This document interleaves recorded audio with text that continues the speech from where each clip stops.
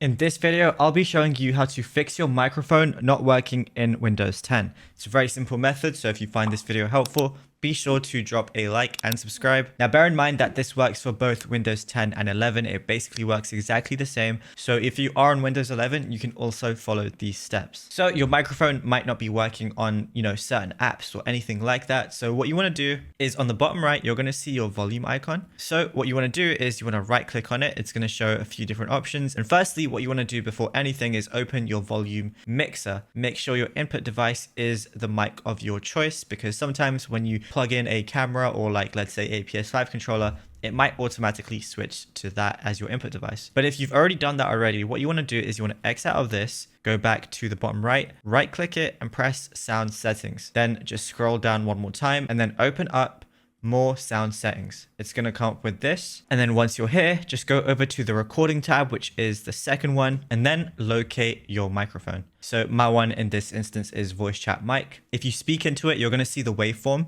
go up. If it's not working, then there's a few things you can do. The first thing you want to do is right click on the mic of your choice and make sure it is enabled. As you can see, mine is default device. So if it wasn't set as default device, and let's say this one was your mic, you'd want to set it as your default device and your default communication device. You would want to set it to both, but firstly, you want to do default device. So once it's like that, it's going to look something like this. You can also click on properties and change the level of the mic. For example, mine is on 90. And make sure when you're in the properties, device usage is use this device and it is enabled. Now, for whatever reason, if your mic is not coming up here, you want to right click in this area and it says show disabled devices and show disconnected devices.